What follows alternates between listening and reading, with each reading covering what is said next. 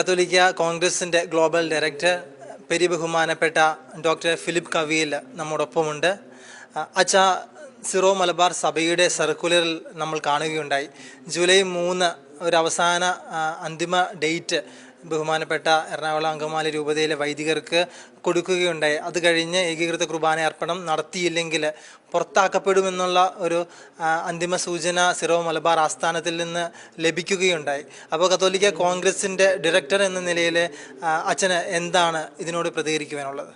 ഈ വർഷം ജൂലൈ 3 എന്ന് പറയുന്നത് കത്തോലിക്ക കോൺഗ്രസിനെ സംബന്ധിച്ചിടത്തോളവും സിറോ മലബാർ സഭയെ സംബന്ധിച്ചിടത്തോളവും ഒരു പ്രത്യാശയുടെ ദിനമാണ്.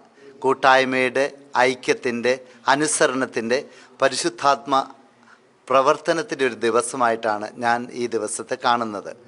ഇവിടെ നമ്മൾ സംസാരിക്കുമ്പോൾ പുറത്താക്കലോ അല്ലെങ്കിൽ വിയോജിപ്പ് പ്രകടിപ്പിക്കലോ ഒന്നുമല്ല പ്രധാനം.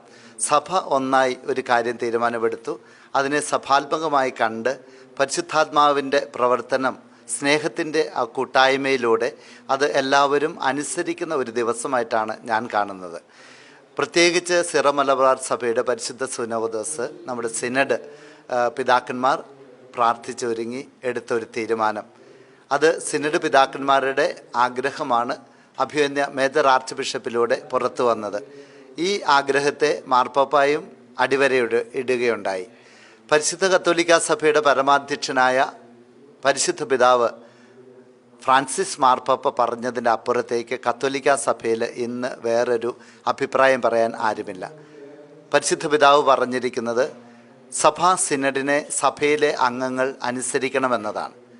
അത് വിശുദ്ധ കുർബാനയുടെ കാര്യത്തിലാകുമ്പോൾ വളരെ പ്രത്യേകിച്ചും ഇവിടെ വ്യക്തി താല്പര്യങ്ങൾ മാറ്റിവെച്ച് മാനാഭിമാന വിഷയങ്ങളാക്കി മാറ്റാതെ പരസ്പരം അംഗീകരിച്ചുകൊണ്ട് സ്നേഹത്തിൻ്റെ ഒരു ചൈതന്യത്തിൽ പരിശുദ്ധ സുനോദോസിനെ, സിനഡിനെ അനുസരിക്കുവാൻ എല്ലാവരും തയ്യാറാകണമെന്നാണ് കത്തോലിക്ക കോൺഗ്രസ്സിന് പറയുവാനുള്ളത്.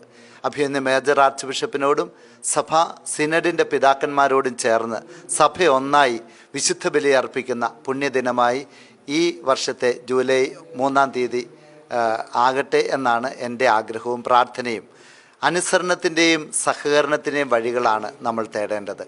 വിഭജനത്തിൻ്റെയും വിഭാഗീയതയുടെയും മറുതലിക്കൻ്റെയും കാലം കഴിഞ്ഞു. സ്നേഹത്തിലൊന്നായി നിൽക്കുവാൻ പരിശുദ്ധാത്മാവ് ഓരോ വ്യക്തിയിലും പ്രവർത്തിക്കട്ടെ എന്ന് ആശംസിക്കുന്നു, പ്രാർത്ഥിക്കുന്നു.